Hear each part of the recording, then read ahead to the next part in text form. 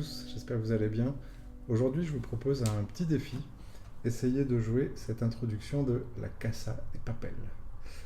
Alors, je vais vous expliquer dans cette vidéo des conseils main gauche, main droite sur ce morceau.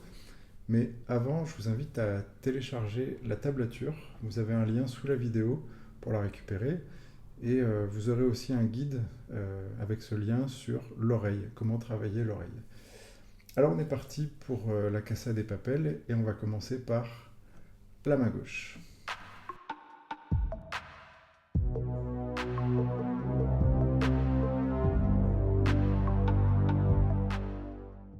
Ok, pour la main gauche, la première chose qu'on va faire, c'est mettre un capot case 2.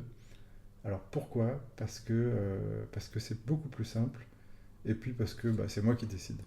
Donc mettez un capot case 2, ça sera beaucoup plus facile. Alors ensuite, on a 4 accords dans ce morceau. C'est pas les 4 accords magiques que je vous ai parlé dans une autre vidéo.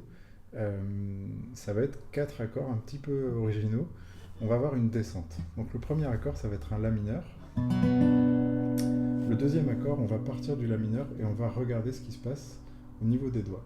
On va enlever l'index et on va rajouter le petit doigt case 3 sur la corde de Mi. On obtient cet accord. Ensuite, on va remplacer le petit doigt case 3 par le majeur case 2, donc toujours sur la corde de Mi, donc ça va donner. Et le dernier accord, on va remplacer le majeur par l'index case 1. Voilà. Et en fait, on obtient une double descente. Une première descente dans les aigus qui va faire. Et dans les basses qui va faire. Voilà. Alors entraînez-vous à faire tourner ces 4 accords.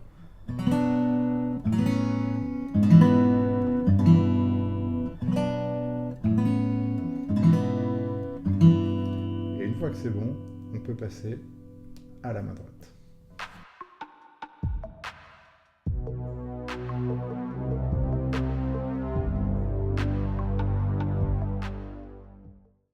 Ok, pour la main droite, on va commencer par mettre en place la basse avec le pouce.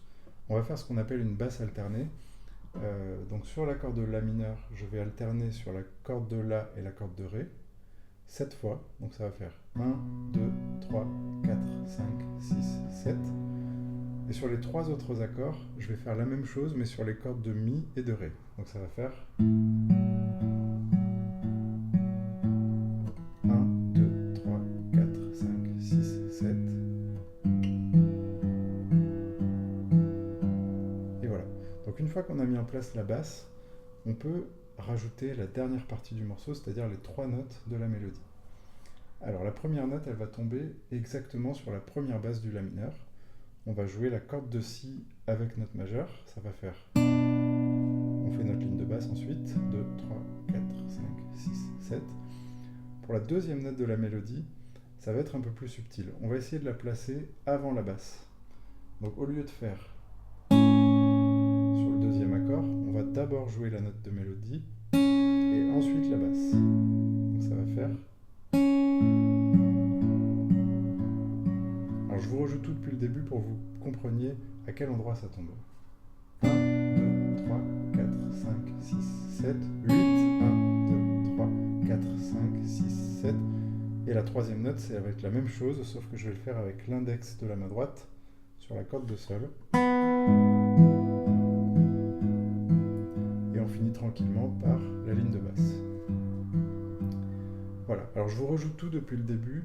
Essayez de suivre note pour note ce que je fais. N'oubliez pas que le professeur dans la série La Casa de Papel, le professeur il est hyper méticuleux, il essaye d'être hyper précis, alors essayez d'être aussi précis que lui, parce qu'il ne supporte pas l'à peu près. Alors on est parti, 3, 4. 1, 2, 3, 4, 5, 6, 7, 8. 1, 2, 3, 4, 5, 6, 7, 8. 1, 2, 3, 4, 5, 6, 7. 1, 2, 3, 4, 5, 6, 7. Voilà. Je vais vous le jouer maintenant au vrai tempo du morceau, donc un petit peu plus vite. 3, 4.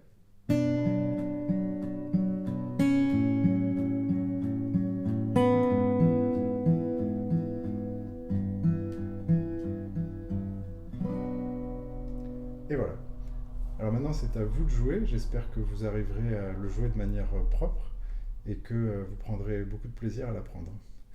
Alors je vous dis bonne guitare et à bientôt. Ciao.